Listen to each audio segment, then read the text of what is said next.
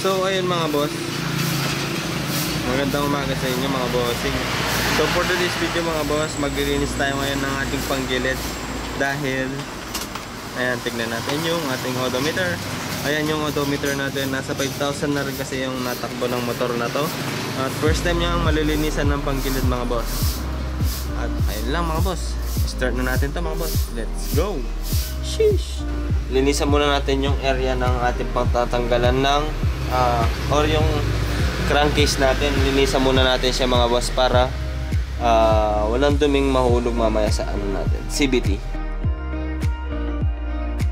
So ngayon mga boss, para makita nyo ng ano itong ating crankcase, makita nyo ng buo, babaklasin muna natin itong kanyang air cleaner or air filter mga bossing. Baklasin na muna natin yung cover niya para makita nyo dito yung buong crankcase natin.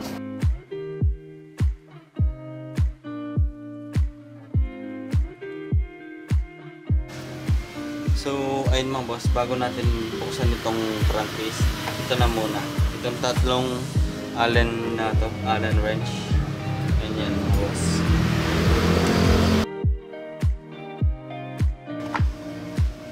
So ayun siya mga boss, napakarumi ng ating CVT set mga boss. Napakarumi oh. Dito pa lang alam mo na madumi.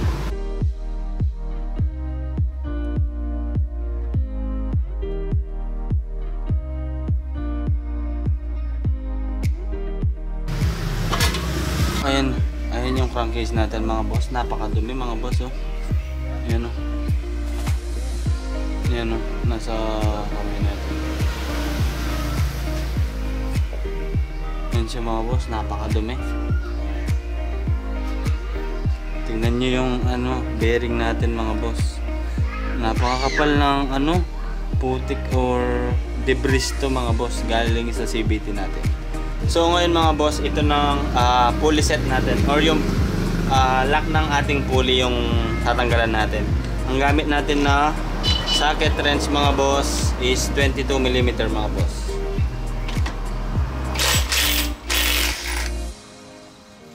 So ayan, isang ano lang, baklas yan mga boss. Ngayon baklasin natin ang kanyang pulley boss. Pulley. Yan. So, ayan yung pulley natin mga boss. Napakadumi. At wala pa naman siyang ukay mga boss. Wala siyang ano, malalim na ukay. Kaya goods na goods pa to mga boss. Kapag ito nasira mga boss, palit tayo. Kahit RS8 lang.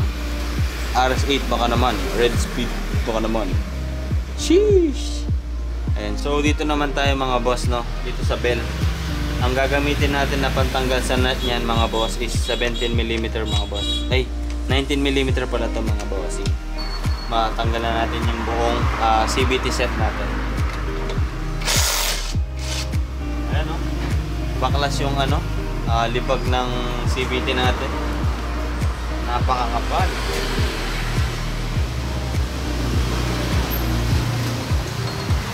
At ito yung bell natin mga boss. Ayan. Ayan, kitang-kita nyo naman yan. Parang pulbura ng ano, paputok sa kapal mga boss. Ayan siya oh. Kapag 5K pala, napakadumi na mga boss. Kaya susunod na maglilinis ako, nasa 2K pa lang lilinisin ko na ito mga boss. Tanggalin natin itong kanyang clutch assembly. Itong belt, tignan natin kung goods pa. Ayan siya mga boss. May mga konting cracks na pero goods na goods pa naman. Pwede pa to. Bumabalik pa eh. Ayan o. Itong mga clutch lining natin mga boss. Ayan. Yung mga clutch lining natin, all goods pa. Makapal na makapal pa siya mga boss. Ayan o. Napakakapal pa niya mga boss. Uy, napakadumi. Ayan no. Antik na tayong matuyuan ng ano mga boss, ng grasa. Wala nang grasa yung loob nito mga bossing. Yung bearing niya sa loob, wala wala nang ano grasa mga boss, konti na lang, buti na lang walang ledo. Tignan natin yung mga bola mga boss. Uy, napakapal ng libag dito. Oh my god. So ito yung kanyang mga bola mga boss. Itong mga slider piece niya mga boss, medyo maluwang na siya mga bossing. Pero hindi pa naman siya nahuhulog. Or nahuhulog na, kaya lang may mga dumi, kaya hindi pa siya nahulog ngayon. Kapag nalinisan, doon natin ma-check to mga boss. So ayan siya. Yan yung mga slider piece. So dito sa bola, tignan natin isa-isa yung mga bola niya mga bossing. So sa bola mga boss, goods pa siya. Goods pa pala kapag 5K. Akala ko palitin na yung bola kapag 5. Nasa 5K na yung tinakbo niya. Mga boss, napakakapal na ng putik. Buti na lang hindi siya kinalawang at dumikit dito. Ayan o. Didikit to eh. Itong ano na to. Ayan, ito. Didikit yan eh. Buti na lang naagapan or nabuksan na natin mga boss. Ayan o, napakapal ng ano, debris na galing sa CVT. Ayan siya, napakadumi mga bossing. Wala naman tayong papalitan mga boss, kaya ayun, linisan na natin siya mga bossing. So ngayon mga boss, paklasin natin ito para matignan natin yung ating lining. At ingat lang kayo mga boss, kasi maaari itong tumalsik sa mukha nyo. Ang gagamitin nyo na tools is ganito. Yan, napakalaki kasi ng ating nut dyan. Yung nut nito is nasa 39 lang to mga boss, 39mm. So ayun, baklasin na natin. Gamit lang tayo ng yan. Suportahan nyo gamit yung paa nyo mga boss.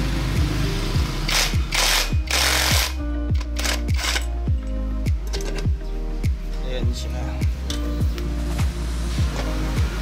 Ayan, natanggal na natin mga bossing. At ayan yung lining natin. At ito yung kanyang clutch spring mga boss. Ito yung clutch spring natin. Test natin kung makunat ba. Ayan, matigas pa naman siya mga boss. Ayan, tignan nyo yung dumi. Napakarumi mga bossing. Ayan o, nagkakalaglagan pa nga. Tanggalin natin itong takip. Ayan, all goods, malinis sa loob, walang hukay. And then ayan yung kanyang ano, grease. Napakadumi na ng grasa niya mga boss. Ayan o.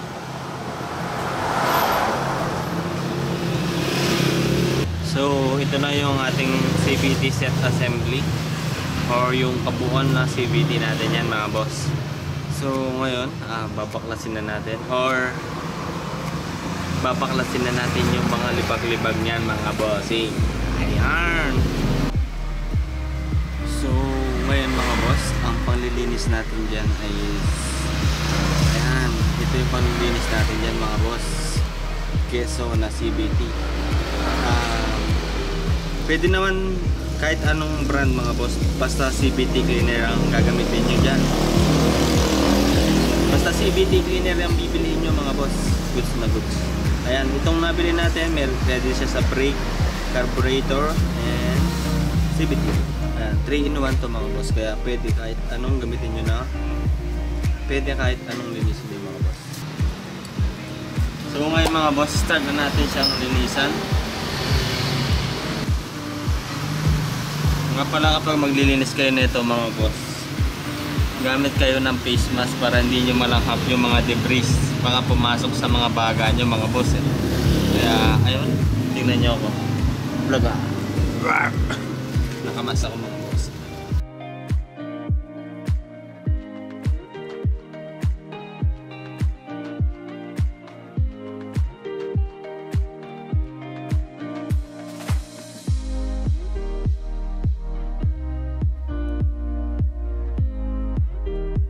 So tapos na natin malinis yung mga CVT natin, and then ito naman crankcase natin ang linisan natin ngayon.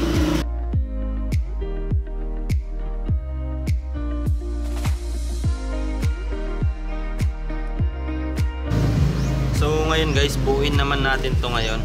Una nating ilalagay mga boss itong kanyang clutch damper. Ayan, ibalik lang natin to dito. Tatlo to mga boss, itong kanyang clutch damper rubber. Itong ano na to, lagayan ng clutch lining, lagyan natin ng konting-konting grasa mga boss para medyo madulas-dulas siya mga bossing.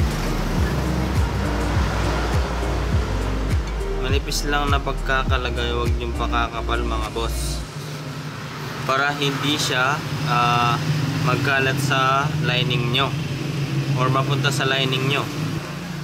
Ngayon ilagay naman natin ang kanyang yan, clutch lining. Yan. I-push nyo lang.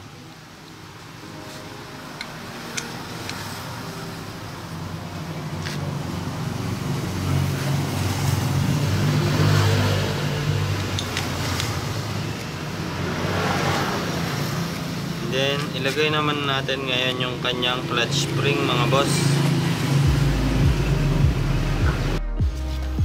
So, ilagay na natin yung mga spring niya mga boss.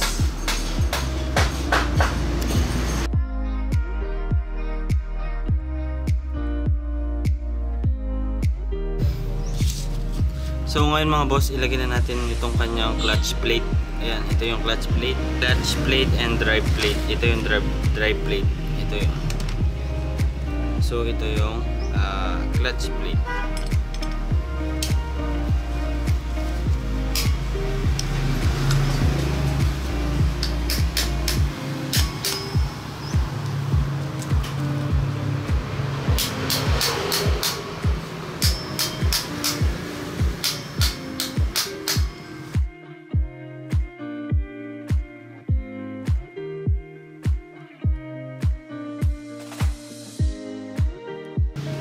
So ayun mga boss, ilagay na natin itong kanyang center spring, and then ito ilagay na rin natin to mga boss. Tapos itutok lang siya dito.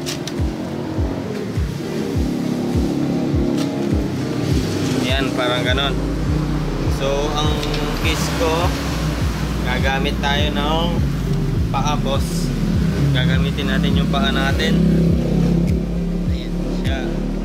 Yarn. Tapos ilagay natin yung kanyang nut. Yung nut niya mga boss, kailangan maibalik yan mga boss.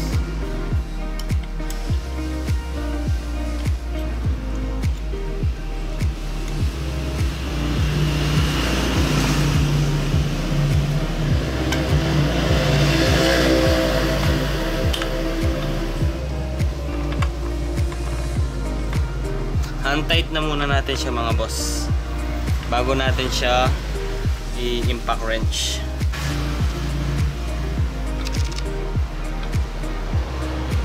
So impact wrench na natin siya mga boss.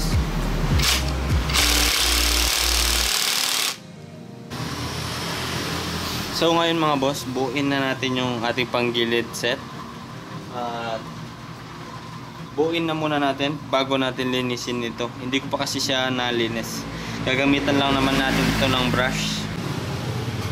So bago natin lagay yung mga CVT set natin, lagyan muna natin to ng grasa kahit kakaunti lang mga boss, or kahit manipis lang mga boss, para hindi siya kakalawangin mga boss. Ngayon ipasok na natin itong dito sa likod. Ito may clutch lining na to mga boss.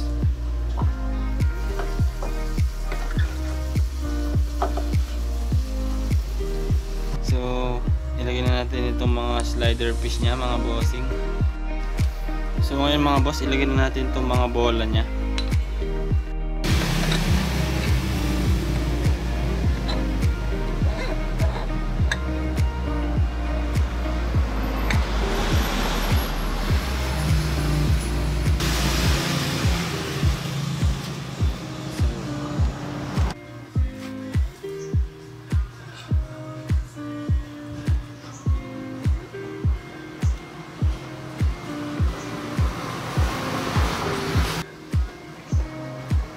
then itong washer, wag niyong kakalimutan to mga boss.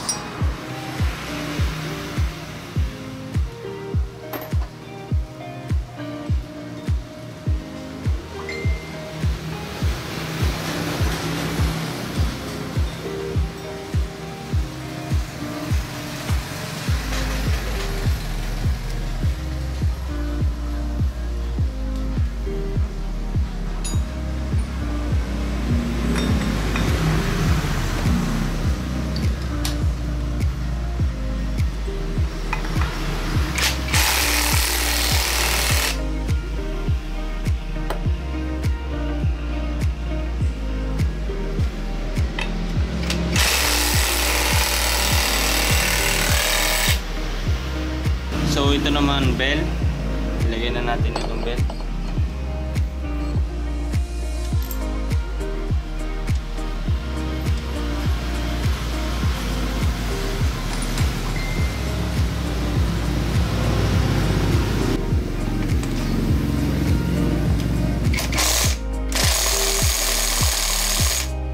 At ngayon mga boss, i-test natin kung a-under nga ba yung motor natin sa ginawa natin. Siyempre a-under yan mga boss. Sure ball yan. Sheesh.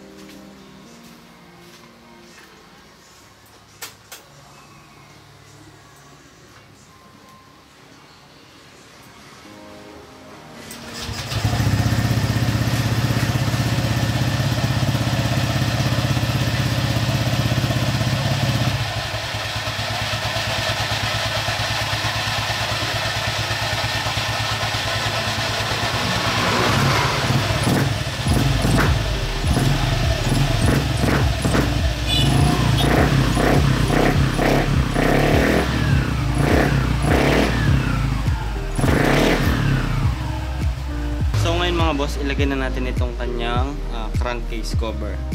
At nailinis ko na pala ito mga boss. Ayan, malinis na mga bossing.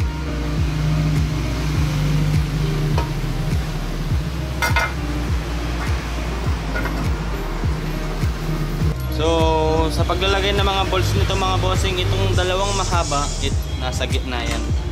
Ayan.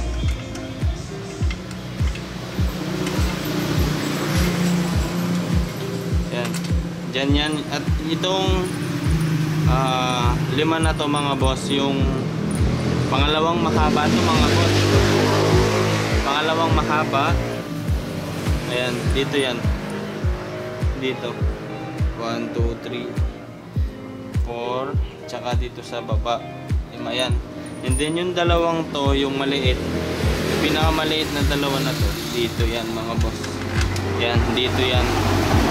Sa dulo. Yan, banda dito sa pulley mga boss. Ayan, dyan yan mga boss. So, ilagay na natin to. Fast forward na rin natin para hindi na rin humaba ang video na to mga boss. So, ngayon mga boss, ibalik na rin natin itong kanyang plastic cover dito sa crankcase. So, ibalik na rin natin itong air filter niya at yung cover.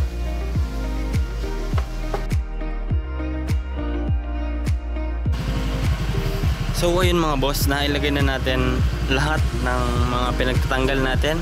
At ayun mga boss, na-test drive ko na rin. So good siya. At gumanda yung hatak niya mga boss. Kasi nalinis wala nang dumi-dumi mga boss. Naging goods yung takbo niya ngayon. So ayun lang mga boss. So itong susunod na video natin mga boss is ang pagre-review natin dito sa power pipe natin na to na Apito. And tignan natin yung kanyang spark plug reading kung goods ba siya kahit hindi siya earmap. Ayun lang naman yung susunod natin na video. And baka meron pang isa, magpapalit tayo ng bagong upuan mga boss. Yun lang. At sana nagustuhan nyo itong video at sana may natutunan kayo kahit konti mga boss. At ayun, mag-subscribe lang kayo sa ating YouTube channel mga boss para marami pa tayong video na mai-upload mga boss. Yun lang. Aras palagi mga boss. Ride safe. Peace out. Sheesh!